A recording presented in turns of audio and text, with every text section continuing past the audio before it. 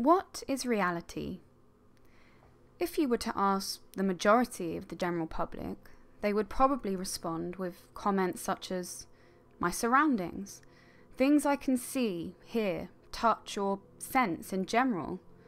So, I pose the question, what if reality as we know it were to shatter? What if everything that gave us a sense of being crumbled at our feet, and everything we thought we knew turned on its head?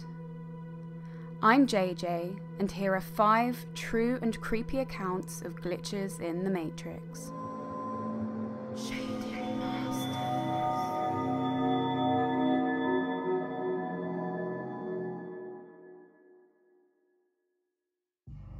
Number 1. Glitchy Husband. Posted by Aunt Amasto. I'm a newlywed. We'd been married less than a month when I woke up at 5:30 a.m. next to my husband's sleeping form and saw a notification on my phone. It was a text from him, Sam, with a love heart next to his name, sent at midnight. Sam. Who is this? Now, I was pretty sure that Sam was stretched out next to me, snoring away at midnight. I'm a light sleeper, and it's likely I would have awoken if he had gotten out of bed or turned on his phone.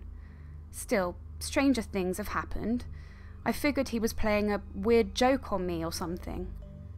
I decided to play along, so I wrote back. Me. Who is this? Seconds later, Sam. I asked you first. I could feel Sam pressed against my right side, warm and breathing regularly. I looked at his nightstand and confirmed that his phone was still there, dark and silent. Me. Seriously, who is this?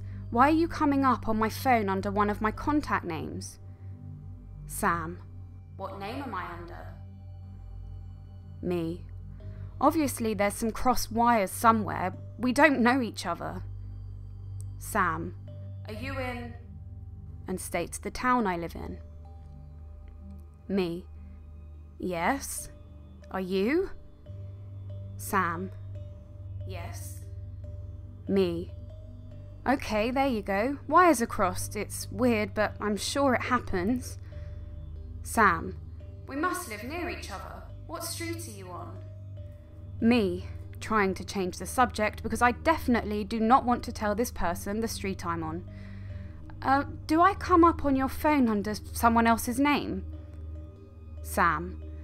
I was looking through my contacts and I saw one I didn't remember creating under the name Wi-Fi with a heart built like a bracket and number 3 next to it. Lol, I was just curious who this is. I live on Violet Street, by the way. I went cold. My husband's nickname for me is Wi-Fi, but pronounced wifey. It's a silly inside joke. No one knows about it but us, so I had thought. And we live on Violet Street. And we both make a little love heart with a bracket and a 3 next to each other's names. And something about this person's writing style was so familiar. I confirmed that my husband was still slumbering next to me. His phone was still on the nightstand. Someone was fucking with me. I turned my phone off, got up and got ready for work. Later that morning, I showed the text to Sam, who was baffled. His phone had no messages on it. He texted me to test things out, and his message, "Hi," popped up right underneath the last message the other Sam sent to me. I assumed it was someone playing a joke on me, or maybe it really was some technical glitch, but the days have passed, and I keep thinking, what if that was Sam? A Sam in an alternative reality where we never met? My husband and I have texted each other since with no problems. I tried to put the incident out of my head, but yesterday I started scrolling up to find the messages. They're gone. I did not delete them. They're just gone. If it is another Sam in a different reality, am I there too? If I ever hear from him again, should I tell him to find me? I love him so much, I want all his versions to be happy. Number 2. My water bottle teleported to another country. Posted by this Redditor. This is probably, to date, the most inexplicable thing that's ever happened to me, and even though it's over something as mundane as a water bottle, I'm thoroughly spooked. Last week I travelled to the US to visit a friend for some time, and I knew we'd be doing a lot of walking and such, so I brought my swell bottle along for our little day trips. I know for certain I brought this bottle with me. I know I had to make room for it in my backpack because the little pockets on the side were too small for it. I know I almost left it in my other friend's car who had been my ride to my friend's place. I know I asked if it was okay to fill it up from the tap when I was at my friend's place. I remember drinking from it when we were sitting on the floor of her room playing with her cat. Just random, unimportant things that stick out to me, and I vividly remember and am 100% certain that they actually happened. A couple of days into the trip, I was going to move locations to another person's house, and I couldn't find my bottle anywhere. Both my friend and I knew it had to be around somewhere, and tore her place up looking for it, but ended up resigning to the fact that it had to have somehow gotten buried away somewhere, and she promised to let me know as soon as she found it. I took the train home a couple of days ago, and she never did manage to find it before I left. We still had both chalked it up to it being lost in her house. Until today, when I opened the cupboard in my kitchen, looking for a travel mug, and found the bottle on the bottom shelf right in front of me. I immediately asked my mum where on earth she'd found it. I wondered if at some point it had wound up in my luggage and I was totally blind to it. But here's the thing. My mum said that she was using my car while I was away and found it on the floor of the car in the middle of my trip. And before you ask, yes, it is the exact same bottle. It has the exact same markings and dents from the many times I've dropped it. I've had it for a really long time and can recognise it from the other ones that are of the same size and pattern. I know I had this bottle with me on my trip. I know I was using it those first few days before it went missing. I even asked my friend if she remembers seeing it while I was there to make sure I wasn't crazy. I didn't have my car with me on this trip. I had a ride down to my friend's place and took the train home, and my mum claims to have found the bottle when I was part way through my trip. My mum thinks I'm nuts and that I left it behind the whole time, but my friend, the other friend who drove me, and I all specifically remember that I had the bottle with me for at least those first few days. Number 3. I saved my own life 25 years ago. Posted by Goonzoo. I once had a weird dream where I was driving home and listening to some oldies. It was raining a bit and the wind was quite heavy. After a while, I saw a heavy, damaged car on the left side of the road. The driver must have hit a tree. I stopped my car to call the ambulance and to look for the driver. It was a woman in her mid-20s with soft, short, curled blonde hair. She was unconscious and there was some blood. She wasn't breathing, so I dragged her out of her car to give her first aid. After a while, I heard the sirens of the ambulance. I shortly looked in the direction of where the ambulance was coming and then back to the woman.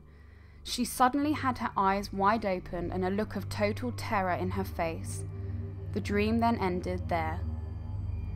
Some weeks ago, we celebrated my 25th birthday. I got some awesome presents, but one was very special. My uncle made a photo collage of my family. He found them in an old box, as he mentioned. I already had some shots, so I decided to put it in the corner of my room to the other presents.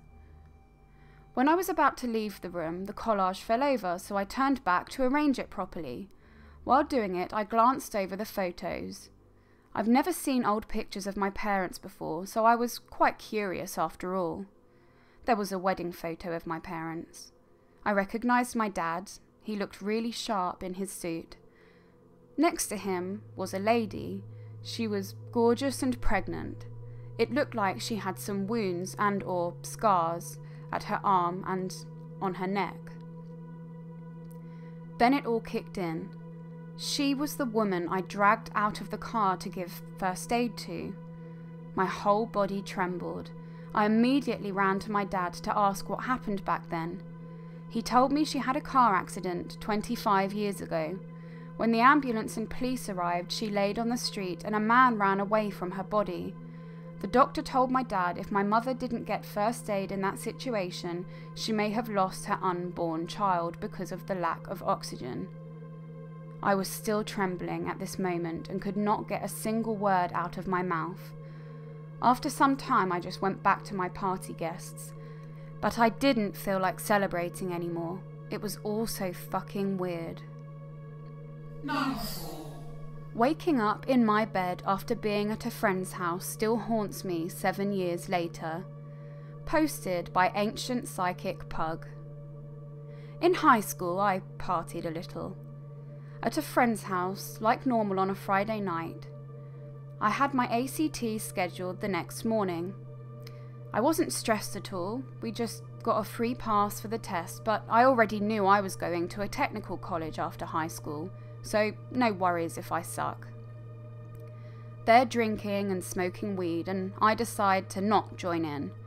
I needed to be up early in the morning. I don't think I even drank water that night. So around 10:30 p.m, everyone is sloshed and we're all playing video games. I went into my friend's basement with a couple of other friends, and I laid down on the couch to watch Adult Swim. My eyes got heavy and I decided to catnap.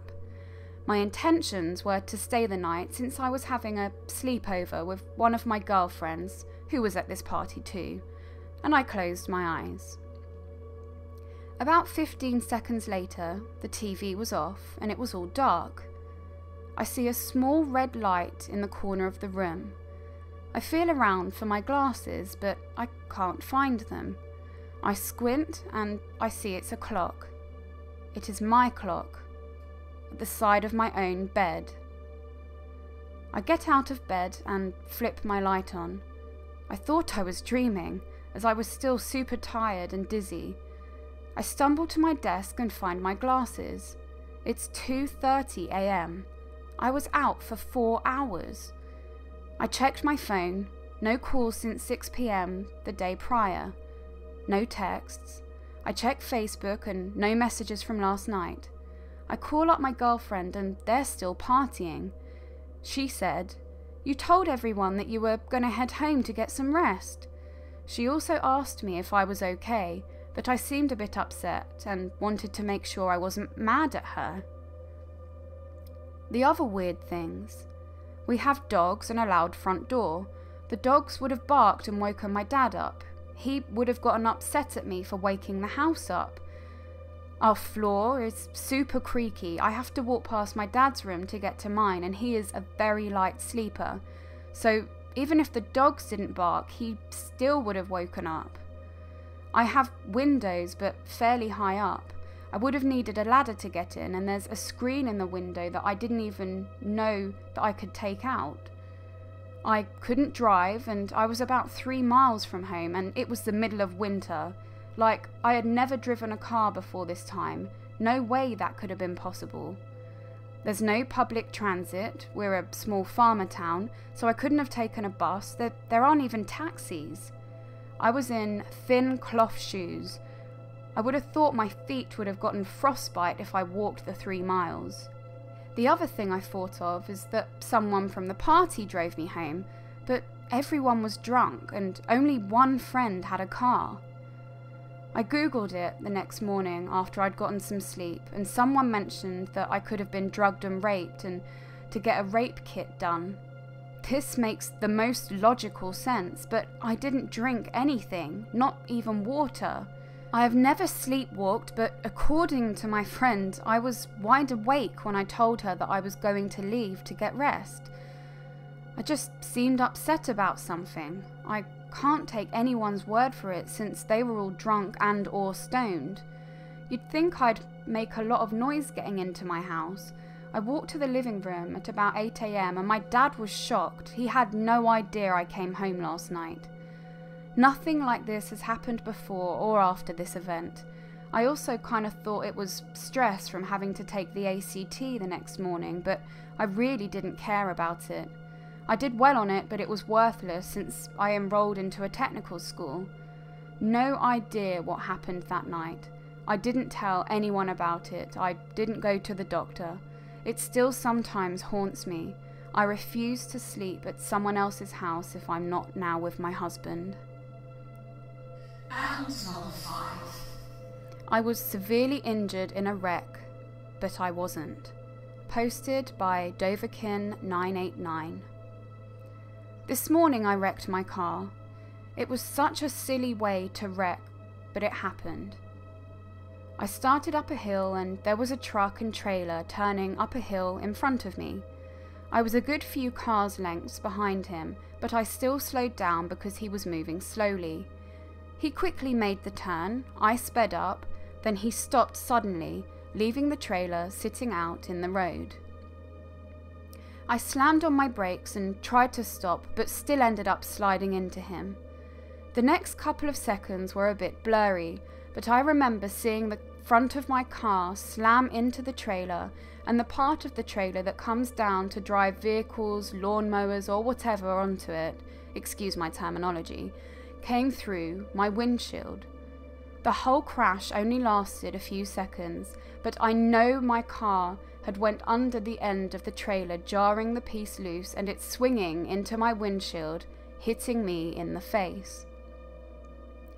The next thing I remember is feeling the metal slam into my face and tasting blood. My face hurt badly and my 2-year-old was screaming in the back seat. My head was hurting worse than any pain I had ever felt, but I had to make sure he was okay. I laid my seat back enough to twist around to look at him. He was safely buckled in his car seat and had no signs of injury. He was obviously just scared as he had been asleep a few minutes prior to this. When he saw my face, he screamed louder and started crying even more. He was screaming, "Mummy, Mummy," through sobs. He was crying so hard he was going silent between breaths. The last thing I remember is hearing the guy I hit calling an ambulance. As I drifted off, I could hear my baby screaming, but I didn't have the strength to get to him. The next thing I know, I'm waking up in a panic and my eyes pop open and I'm hitting the trailer again. This time it was different. The trailer twisted up and swung in the opposite direction, throwing a riding lawnmower off into a ditch. I quickly turned around and my 2-year-old was still asleep in the back seat. I was so confused and scared. My first thought was that I had died and I was stuck in a loop of crashing into this trailer. I know how silly that sounds, but that was the first conclusion my mind gathered. I stood there, dumbfounded, for what seemed like forever until I heard the guy I hit telling me to please say something or he was calling 911. I turned to him and told him I was fine. There wasn't a scratch on me and my 2-year-old was sleeping peacefully in the back seat. This time several things were different. Instead of hitting him directly front center of my car, I only hit him on the driver's side. And I wasn't injured at all, not a single scratch, where previously my face had been hit and I felt pains in different parts of my body. There were vehicles stopped behind me and things continued as they normally would after a wreck. The cops were called and they started cleaning up the accident. The lady in the car behind me finally got out and came to ask if my little guy and I wanted to sit in her car until all was done. I declined and she asked if I was sure I was okay. She said she just knew I'd be hurt because she saw the trailer come through my windshield. When she looked at the front of my car and saw my windshield still intact, she too was dumbfounded.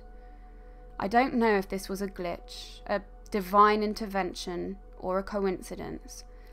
Did my mind simply fill in the blanks and she perceived the accident differently than what actually happened? I don't know, but I'm so very thankful my baby and I are both unharmed. Update. When I spoke with my insurance company today, the representative said there seems to be some conflict in the accident reports. Basically, the other party claims I just failed to see him, where I reported that instead of making the full turn, he suddenly stopped, leaving the trailer in the road. I had already started to speed up, and by the time I reached him, he should have fully turned. I know they've attempted to reach out to the lady that witnessed the accident. If she reports anything differently than what we had already discussed, or I get the opportunity to speak with her, I'll update. So, what are your thoughts on the 5 stories you've just heard? It certainly makes one consider re-evaluating that time your car keys seemed to wander off on their own, only to return to a spot you'd already checked a few moments earlier. Who's to say they didn't glitch briefly whilst the Matrix was configuring? Or maybe, in your mind, that's your cue to book an eye exam. Either way, we'd love to know your views, so please comment down below.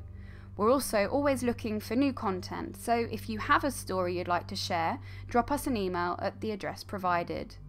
If you enjoyed today's video, please like, and if you've not already done so, subscribe, and remember to ding that bell to receive notifications so you never miss a moment with me.